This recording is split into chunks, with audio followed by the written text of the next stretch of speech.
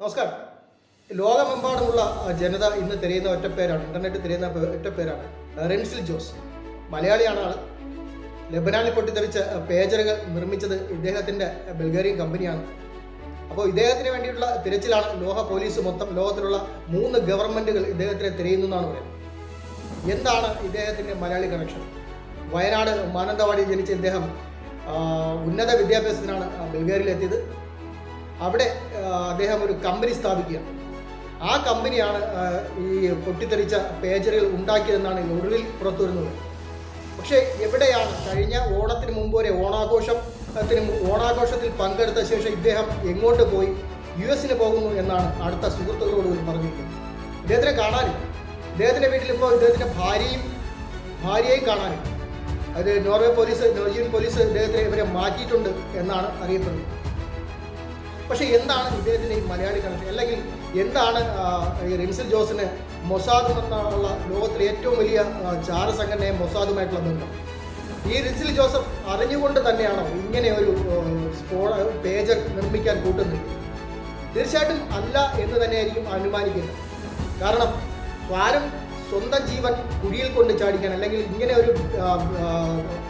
ഒരു വടം വലിക്ക്, അല്ലെങ്കിൽ ഇങ്ങനെ ഒരു വിധിക്ക് വിട്ടുകൊടുക്കുമെന്ന് വിചാരിക്കാൻ ബുദ്ധിമുട്ടാണ്. അതിന് എത്ര കോടി രൂപ കിട്ടിയാൽ? ഈ റെൻസിൽ ജോസ് പറയുന്ന പ്രകാരം ആണെങ്കിൽ, ഇദ്ദേഹം ഇതിനെ അറിഞ്ഞുകൊണ്ടാണെങ്കിൽ ഇദ്ദേഹത്തിന് എത്ര കോടി കിട്ടിയാലും മനസ്സമാനായിട്ട് ചിന്തിക്കും. പകരം ഇദ്ദേഹം അറിയാതെയാണ് ഈ പേജറുകൾ ഏതെങ്കിലും ഒരു ചിപ്പ് രൂപത്തിൽ ഒരു 2 ഔൺസ് സ്ഫോടക വസ്തു മൊസാദിനെ പോലുള്ള വലിയൊരു ഏജന്റിന് സ്ഥാപിക്കാൻ കഴിഞ്ഞ ഈ ചിപ്പുകൾ പുറത്തെവിടെയെങ്കിലും വച്ച് നിർമ്മിച്ചിട്ട് ഇതിനെ അസോസിയേറ്റ് ചെയ്യാനായിട്ട് ഈ ചിപ്പുകൾ ഉൾപ്പെടെയാണ് ഇത് നിർമ്മിച്ച് വിതരണം ചെയ്തതെങ്കിൽ ഈ ബൾഗേറിയൻ കമ്പനി എങ്ങനെയാണ് തൈവാൻ ആസ്ഥാനമായി പ്രവർത്തിക്കുന്ന ഈ കമ്പനിക്ക് ഈ ചിപ്പുകൾ പേജറുകൾ കൈമാറുന്നു?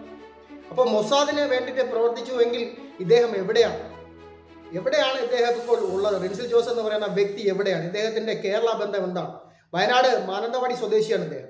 2008 മുതൽ 2010 വരെ, വളരെ ചെറുപ്പമാണ്, ഇദ്ദേഹം പോണ്ടിച്ചേരിയിൽ വിദ്യാഭ്യാസം നേടിയാണ്. ഇദ്ദേഹം ഇവിടുന്ന് നോർവേയിലേക്ക് ഉന്നത പഠനത്തിന് വേണ്ടി പോവുകയും അവിടെ പഠനത്തിന് ശേഷം അവിടെ ഒരു കമ്പനി രൂപീകരിക്കുകയും ചെയ്തു.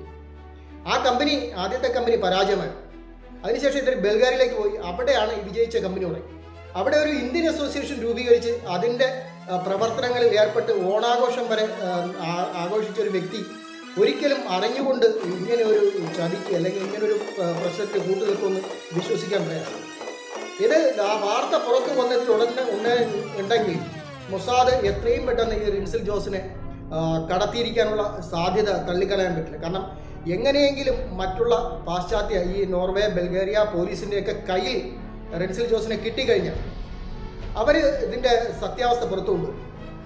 ഒരു 90% വരെ റെൻസിൽ ജോസ് ഇത് അറിഞ്ഞിട്ടേ ഇല്ല. മൊസാദ് എന്ന് പറയുന്ന ചാരസംഘടന വിരിച്ച വലയിൽ വീഴുകയെ മാത്രമായിരിക്കും ഒരുപക്ഷെ റെൻസിൽ ജോസ് എന്ന് പറയുന്ന വ്യക്തി ചെയ്തിരിക്കുക. നല്ല അത്യാവശ്യം വലിയൊരു ഓർഡറായിരിക്കും പല വ്യക്തികളും കൊടുക്കുന്നത്. അതൊരു പേജർ നിർമ്മാണത്തിന് വേണ്ടി ഇന്നത്തെ കാലത്ത് പതിവ് കാലത്ത് യാതൊരു പ്രസക്തിയില്ലാത്ത പേജർ നിർമ്മാണം എന്തിനു നടത്തി എന്ന് പോലും ഒരുപക്ഷെ വലിയൊരു ഓർഡർ കിട്ടിയപ്പോൾ റെൻസിൽ ജോസ് ആലോചിച്ച് കാണില്ല. എന്നാലും റെൻസിൽ ജോസ് എവിടെയാണ്? റെൻസിൽ ജോസ് US പോകുന്നു എന്നാണ് അടുത്ത സുഹൃത്തുക്കളോട് പോലും പറഞ്ഞിരിക്കുന്നത്. നമുക്കറിയാം US മൊസാദിന് വളരെ വളക്കൂറുള്ള, അല്ലെങ്കിൽ വളരെ അടുത്ത ബന്ധമുള്ള, മൊസാദിനെ പ്രവർത്തിക്കാൻ ഏറ്റവും അടുപ്പമുള്ള ഒരു മണ്ണാണ്. അവിടേക്കാണ് റെൻസിൽ ജോസ് എത്തിയിരിക്കുന്നത്. ഈ വാർത്ത പുറത്തറിയുന്നതിന് ശേഷം റെൻസിൽ ജോസ് ജീവിക്കും. കാരണം അവരുടെ വിജയത്തിന് വേണ്ടിയിട്ട് അവരുടെ ഒരു തെളിവും ശേഷിക്കാതെ ഇത് ഞങ്ങളാണ് ചെയ്തതെന്ന് ഒരിക്കലും പുറം ലോകം അറിയാതെ എന്ത് കടുങ്കയും ചെയ്യാൻ പ്രാപ്തിയുള്ള ഭീകരന്മാരും സാഹസികമായ ഏജന്റുമാരാണ് മൊസാദ് നിയന്ത്രിക്കുന്നത്. ചെറിയൊരു ലൂപ്പ് ഹോൾ പോലും അവർ വിടില്ല. റെൻസിൽ ജോസിൻ്റെ കാര്യത്തിലും ഒരു പക്ഷേ അത് തന്നെയായിരിക്കും സംഭവിക്കുന്നത്. അറിഞ്ഞുകൊണ്ട് ആയിരിക്കില്ല റെൻസിൽ ജോസ് ഈ കുഴിയിൽ ചെന്ന് ചാടിയിട്ടുണ്ടാവുക. പക്ഷേ അറിഞ്ഞപ്പോൾ വളരെ വൈകിട്ടുണ്ടാവാം. ഒരിക്കലും US ഇദ്ദേഹം ഒരു സ്വതന്ത്രമായിട്ട് സഞ്ചരിക്കുന്നു എന്ന് നമുക്ക് വിശ്വസിക്കാൻ പറ്റും. കാരണം മൊസാദ് എന്ന് പറയുന്ന ഭീകരമായ വളരെ ചിലന്തിവല പോലെ ലോകം മൊത്തം വരിഞ്ഞു മുറുക്കിയിരിക്കുന്ന ഏജന്റുമാരുള്ള ഒരു സംഘടനയാണ് ഈ പേജർ ബോംബ് സ്ഫോടനത്തിന് പിന്നിൽ. അതിലെ ഏതെങ്കിലും ഒരു ലൂപ്പ് ഹോൾ ഈ മൊസാദ് വിട്ടുകളയുമെന്ന് വിശ്വസിക്കാൻ ആർക്കും കഴിയും. കാരണം റെൻസിൽ ജോർജ് ഇപ്പോൾ ജീവനോടെ ഉണ്ടോ എന്ന് പോലും സംശയിക്കേണ്ട ഒരു സാഹചര്യം. മൊസാദാണ് പിന്നിൽ.